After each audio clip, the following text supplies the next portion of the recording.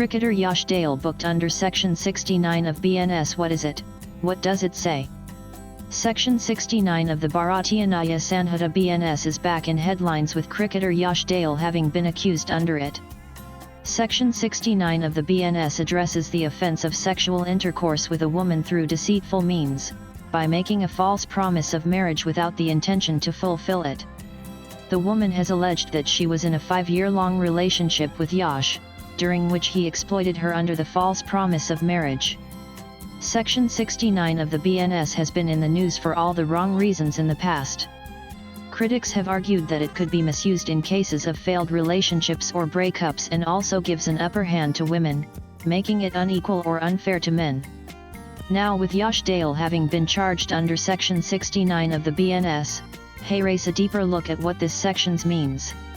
Section 69 of the Bharatiya Nyaya Sanhita BNS, 2023, deals with a situation where a man has sexual relations with a woman by lying about marrying her.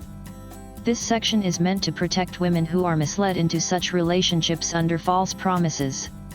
Whoever, by deceitful means or by making a promise to marry a woman without any intention of fulfilling the same, has sexual intercourse with her, such sexual intercourse not amounting to the offence of rape, shall be punished with imprisonment of either description for a term which may extend to 10 years and shall also be liable to fine. Section 69 of the BNS reads. The section defines deceitful as inducement for, or false promise of employment or promotion, or marrying by suppressing identity. In simple words, the law says that if a man tricks a woman into having sex by promising to marry her, and he never really meant to keep that promise, then it is a criminal offense. This is especially meant for cases where the woman agrees to the relationship only because she believes that marriage will follow. If it turns out that the promise was false from the beginning, the man can face legal action. Earlier, such cases were handled differently under rape laws, and the outcomes depended on how each court looked at the situation. The Indian Penal Code (IPC) had no specific section dealing with such cases. Such cases were tried under Section 90 of the IPC, which said a woman could not have consented to sexual intercourse if there was a misconception of fact. The accused could then be charged with Section 375 of the IPC, which defined rape. Now, by making a specific law under Section 69, the law specifically punishes those convicted in such cases. However, this law has also led to debate. Some people feel that it may be misused in cases of failed relationships, where a man may have made the promise honestly but later changed his mind. Others say it puts too much responsibility on men and does not fully consider the role of mutual consent in adult relationships.